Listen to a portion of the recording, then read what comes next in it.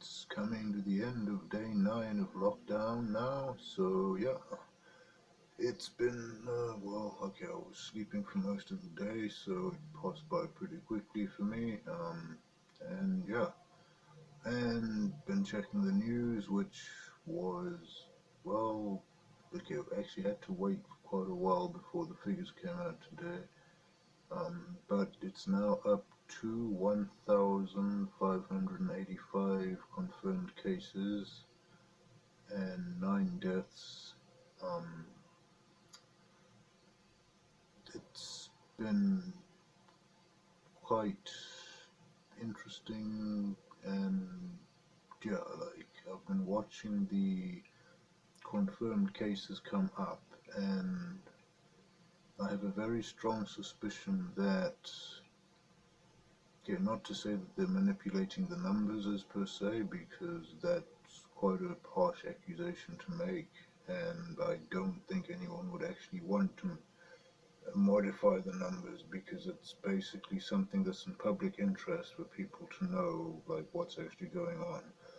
Although I suspect they may be testing the wrong people, because they've done 55 or 53,000 tests, I do believe, and so far they have 1,585 positive cases and 9 deaths so far. So yeah, looking at the figures, it doesn't quite tally up, because from the first cases in South Africa, from the initial acceleration of the cases and the numbers going up in the first 2 weeks, or the first week, let's say, or the first 2 weeks, basically I would have been predicting more like between 2 to 3,000 confirmed cases by now, at least, and that's by the judgment in the other countries, where they're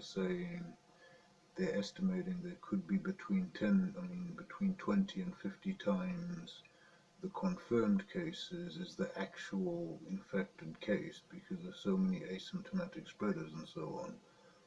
So that's the side there on the cases and numbers, and judged a little bit of thought, because I suspect they're either missing a whole bunch of people, or yeah, they aren't giving us the correct figures, because maybe they're alarmed and they don't want people to panic, so they're trying to avoid that.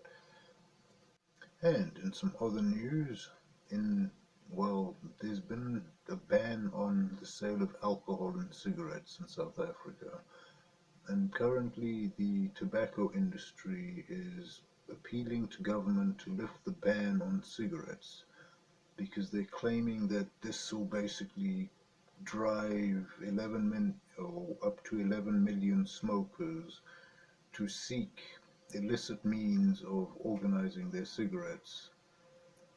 This basically leads to more people, I presume, going out and about and ending up in strange areas they wouldn't normally be in, and most probably would lead to a spread of corona by some, or in some cases, if people happen, because logically, if you had one central point where everyone's gathering at to come and get cigarettes illegally, then it becomes a problem. Okay, for example, if a house is dealing drugs, basically, police can identify that house, because it'll be a house that has more visitors than any other house in the area. For example, if it's a drug house, then you'd expect to see people around. Okay, you'd expect to see people arriving even every 5 minutes, and going in for roughly 30 seconds to a minute and coming out again. Then you know something suspicious is going on at that location. Like, that's basically how police do their job, or that's how they would notice a house and wonder, wait a minute, what's going on there, because that's not normal. So yeah, essentially, if they had cigarettes being sold by illegal places or illegal peoples, for example, at taxi ranks, worst case scenario, then you'd have extra people gathering there, and you'd have that one person who was the central point, who was meeting thousands of people a day, thereby meaning you'd essentially have like a 99% chance of contracting corona, well, pretty quickly actually. So you'd end up with him spreading it to all the people who smoke, which would technically be a worse case scenario than anything else. So I do kind of understand where the tobacco industry is coming from. Okay, well, they definitely are not coming from that point. I know they're just worried about their money and sales. But that is a positive argument they could use to back up their angle of things, I presume, because, yeah, like basically, if you need to get cigarettes or alcohol or anything like that now, not that I know where to get. Okay, well, I do know where to get.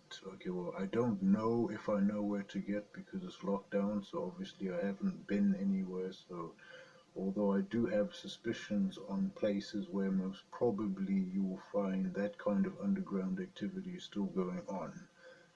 And okay, well, I definitely wouldn't want to go there because they're very dirty places. Okay, well, they were dirty pre-lockdown. I don't know if they've been sanitized or anything, but I highly doubt that.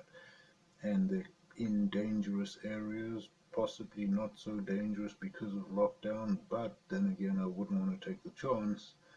So, yeah, hopefully the tobacco industry gets their wish and cigarettes are added to the list of essential items that will be allowed to be sold by supermarkets and, well, I presume petrol stations and any other shops that are open.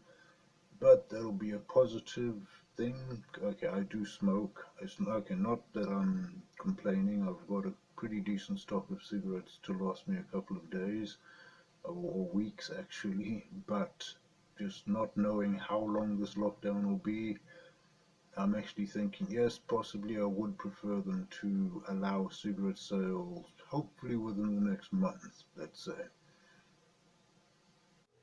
And on a final piece of news for the day, well, the police in Cape Town apparently did a bust for over 500,000 rands worth of alcohol when they caught someone apparently selling it from from the boot of their Hyundai Getz.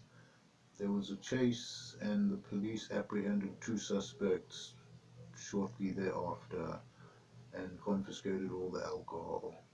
Which kind of brings me on to the point that the police have been doing, okay, well, they've been making quite a few arrests across the country. I'm not sure how many of them are justified. There's been a lot of complaints that the police and military are being a bit, well, heavy-handed with how they're treating people and how they're handling situations and crowds and so on. But one interesting statistic, which still holds true, that's presuming that there is still 9 deaths, is that apparently the SANDF and the police force have been more deadly than the coronavirus in South Africa so far.